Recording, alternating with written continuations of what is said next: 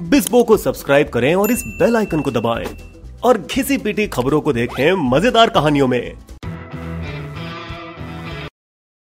कोई देश अपने सर्वश्रेष्ठ वैज्ञानिक को कैसे पुरस्कृत करता है? सम्मान और इज्जत के साथ, है ना?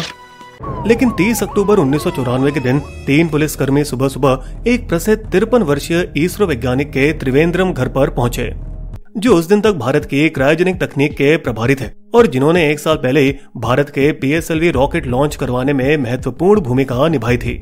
जब एस नाम्बी नारायणन ने अपना दरवाजा खोला, उस वक्त से उनका जीवन हमेशा के लिए बदल गया।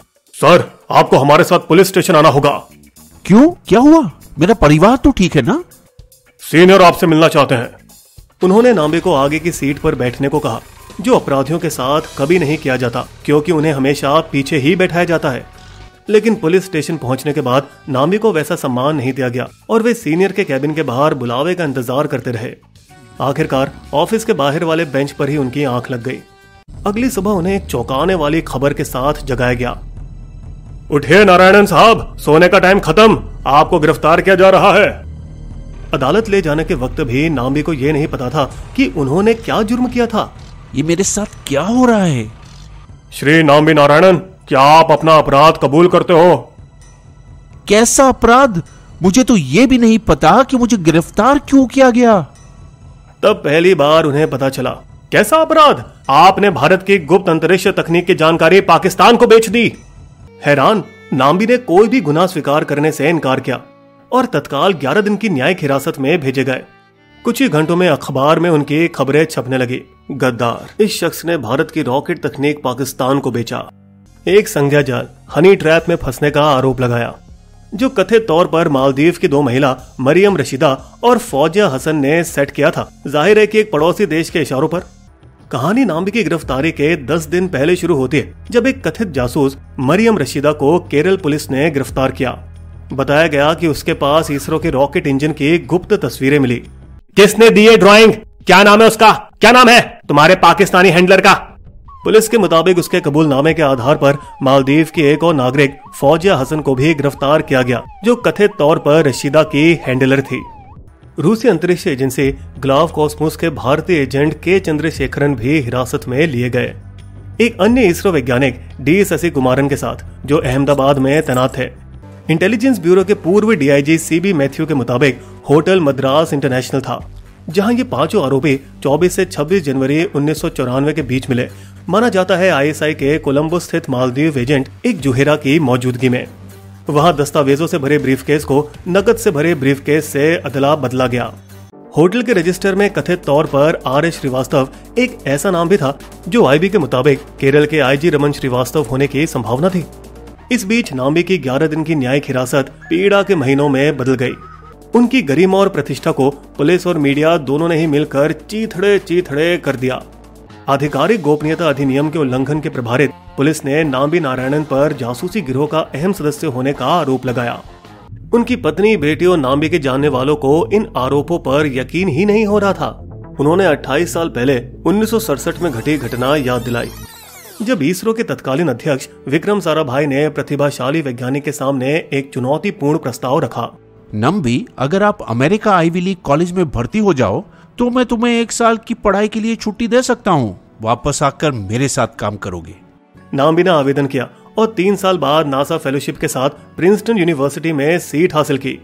रासायनिक रॉकेट प्रपोल्शन में मास्टर डिग्री, जिसे हासिल करने के लिए इस मेहनती और प्रतिभाशाली छात्र ने दिन रात एक कर दी। प्रोफेसर लुइगी क्रोको की निगरानी में, जो सैद्धांतिक वायु गतिकी और रॉकेटरी जेट प्रणोदन के क्षेत्र में माहिर थे। नाम्बी ने रॉकेट की तरह 10 महीनों में अपनी पढ़ाई पूरी करके रिकॉर्ड बनाया और अमेरिका में नौकरी का प्रस्ताव दिए जाने के बावजूद उन्होंने मना कर दिया। मैं वापस जाकर अपने देश की सेवा करना चाहता हूँ। वापस आने के बाद नाम्बी ने 1970 के दशक में लिक्विड प्रोपेलेंट मोटर्स और थ्रस्ट इंजन विकसित करना शुरू किया। अब जिस चीज की देश को जरूरत थी, वो था रॉकेट का तीसरे चरण को शक्ति देने वाला एक क्रायोजेनिक इंजन, जिससे भारतीय उपग्रहों को अंतरिक्ष में लॉन्च कर सके। इसरो में 25 साल की सेवा के बाद नाम्बी को इस प्रोजेक्ट का इंचार्ज बनाया गया, लेकिन कुछ समय बीतने के बाद ही वो गिरफ्तार किए गए। क्या कोई साजिश चल रही थी? ट्विस्ट का इंतजार करें और हाँ, इस वीडियो को जरूर लाइक और शेयर करें और कमेंट भी डालें। हिरासत में अपना ध्यान लाइए, जहां नाम्बी को घंटों तक पीटा जा रहा था। नींद हराम करने के लिए जेल में बीते महीने हर रात उनकी हथकड़ी बिस्तर पर लगाई जाती थी। आईबी और केरल पुलिस की पूछताछ के दौरान उन्हें लगातार 30 घंटों तक खड़े रहकर सवालों का जवाब देने के लिए मजबूर किया जाता था, जब तक कि वो एक और इसरो निदेशक को फंसाने में झूठा आरोप देने के लिए तैयार नहीं होते। हाँ तो बताओ, ए माया मुथुगम का इससे क्या ताल्लुक था? कितनी बार बताऊं सर, मुथु नायगम किसी भी गलत चीज में नहीं जुड़ा है, और न ही मैं। ओहो अंगान्यो। मना करने पर उनकी धुलाई होती, जब तक वो बेहोश होकर गिर नहीं जाते और उन्हें अस्पताल ले जाने की जरूरत नहीं पड़ती। और भले ही लाई डिटेक्टर टेस्ट रिजल्ट भारतीय अदालतों में मंजूर नहीं किए जाते, फिर भी कई बार उन पर यह मजबूरन किया गया, इस तलाश में कि अगर कुछ तिनका भी मिल जाए तो उन पर दबाव डाला जा सके। आपने विकास क्रायोजेनिक इंजन की जानकारी पाकिस्तान को बेची, उन पर पाकिस्तान के जाने माने परमाणु वैज्ञानिक से मिलने का आरोप लगाया। आपकी अब्दुल सलाम से पहली बार कब और कहां मुलाकात हुई? लेकिन हर बार उन्होंने टेस्ट पास किया। मीडिया द्वारा मामले को उछालने के बाद जब भी कोर्ट में सुनवाई के लिए उन्हें लाया जाता, भीड़ चिल्लाने लगती, जासूस, गद्दार।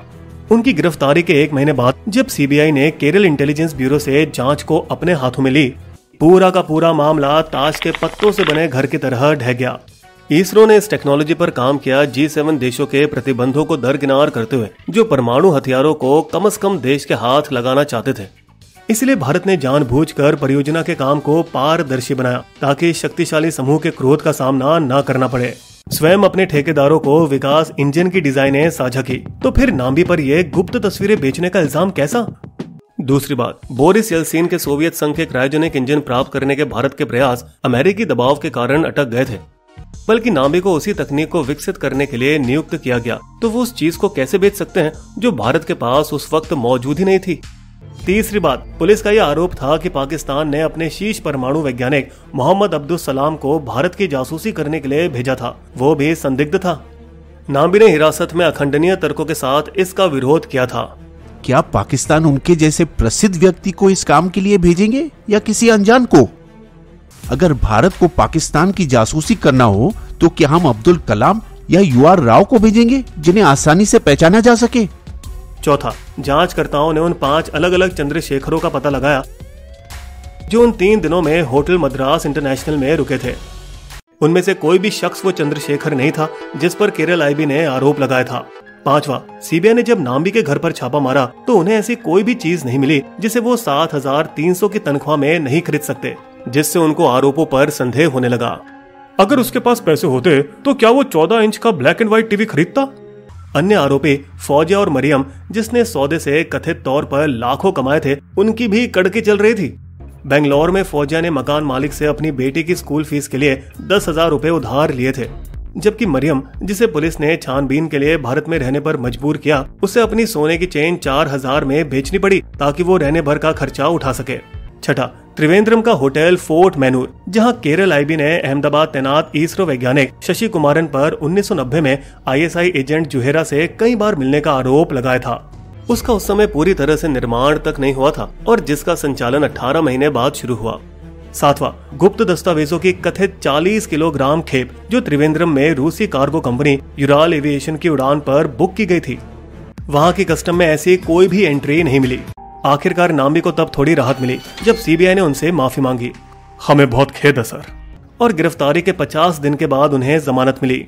सीबीआई की रिपोर्ट से निष्कर्ष निकलता है, कोई गुप्त दस्तावेज लीक नहीं किए गए, किसी भी आरोपी को कोई पैसा नहीं मिला और केरल आईबी की पूछताछ रिपोर्ट गलतियों से भरी थी। कुछ 1 साल बाद एर्नाकुलम के मुख्य न्यायिक मजिस्ट्रेट ने फैसला सुनाया, हम सीबीआई की रिपोर्ट स्वीकार करते हैं और मानते हैं कि मामला बना बनाया हुआ था। भारत की प्रमुख खुफिया एजेंसी से बरी कर दिए जाने के बाद भी E.K. नारायणन केरल के नए नवाजे LDF सरकार के प्रमुख पिछली सरकार की अक्षमता दिखाने के लिए मामले को फिर से खोलने की कोशिश की, लेकिन कर न पाए। 2001 में नाम्बी के सेवानिवृत्त होने के बाद राष्ट्रीय मानवाधिकार आयोग NHRC ने केरल सरकार को उन्हें 10 लाख रुपए का मुआवजा देने का आदेश दिया। 2018 में सुप्रीम कोर्ट ने नाम्बी की 25 साल लंबी न्याय के संघर्ष की दाद देते हुए उन्हें और 50 लाख का मुआवजा दिया। यह उनकी शारीरिक और मानसिक यातना और उनकी प्रतिष्ठा को नुकसान पहुंचाने के लिए। 2020 में पिनराई विजयन की नवनिर्वाचित LDF केरल सरकार ने उन्हें और 1.3 करोड़ दिए। 1 साल पहले उन्हें भारत के राष्ट्रपति रामनाथ कोविंद द्वारा पद्म भूषण से सम्मानित किया गया। अप्रैल 2021 में सुप्रीम कोर्ट द्वारा स्थापित जस्टिस DK जैन कमेटी ने अपनी रिपोर्ट शीर्ष अदालत को सौंपी, जिसने 18 पूर्व पुलिस अफसरों के खिलाफ FIR दर्ज कराने का आदेश दिया।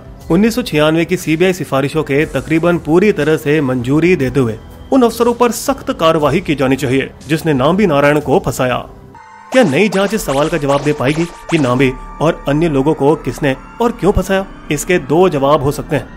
Kerala police inspector S Vijayan के मुताबिक उन्होंने मरियम रशीदा को तिरुवनंतपुरम के एक लॉन्च से इसलिए गिरफ्तार किया क्योंकि उसने अपने वीजा शर्तों का उल्लंघन किया था। लेकिन ऐसा नहीं था। रशीदा दरअसल खुद थाने में विजयन से मिलने आई थी क्योंकि उन्हें अपना वीजा बढ़ाना था।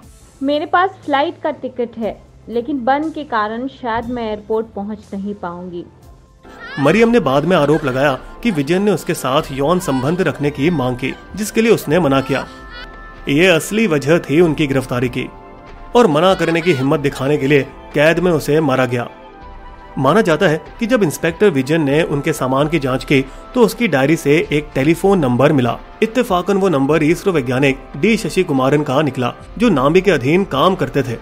इसरो वाले का नंबर तुम्हारी डायरी में क्या कर रहा है? उनकी पत्नी एक डॉक्टर है, मैं उन्हें देखने गई थी। कांग्रेस के AK एंटनी गुट ने इस मौके का फायदा उठाकर करुणाकरण सरकार को गिराने की कोशिश की। जैसे जैसे जासूसी मामला बड़ा होता गया, कुछ मलयालम अखबार केरल पुलिस द्वारा दी गई मसालेदार खबरों को छानने लगे। मुख्यमंत्री के करीबी सहयोगी इंस्पेक्टर जनरल रमन श्रीवास्तव का नाम घोटाले में घसीटा गया। अंत में करुणाकरण को इस्तीफा देना पड़ा और घोटाले ने अपने उद्देश्य की पूर्ति की। लगता है कि ऐसी चालें केरल की राजनीति का प्रतीक है, जिसमें घोटाले वास्तविक या काल्पनिक कई सरकारों के पतन का कारण बना है। दूसरी साजिश अंतर्राष्ट्रीय प्रकृति की है, जो बुश 41 के प्रशासन के समय की बात है।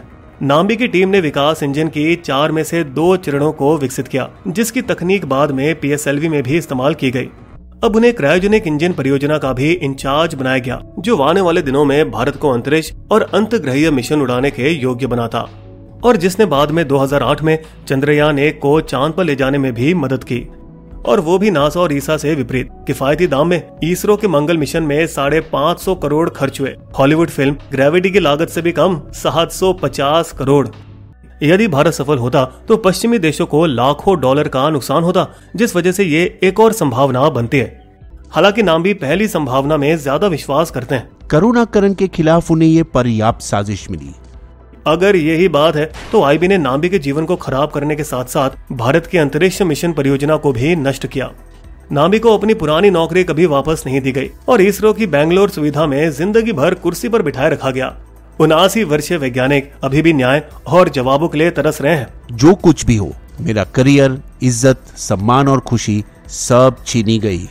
शायद अब उन्हें कुछ जवाब मिले और उन अफसरों पर कार्रवाई चले जिन्होंने उन्हें इस झंझट में बेवजह घसीटा।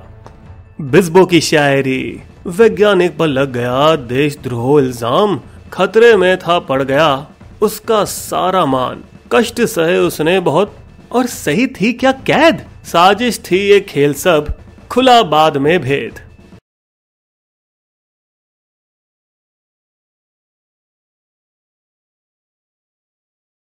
अगर आपको हमारी वीडियो पसंद आए तो सब्सक्राइब करें हमारे YouTube चैनल को और पेज पर बने बेल आइकन को क्लिक जरूर कीजिएगा, ताकि आपको हमारे लेटेस्ट वीडियो की जानकारी आसानी से मिल सके।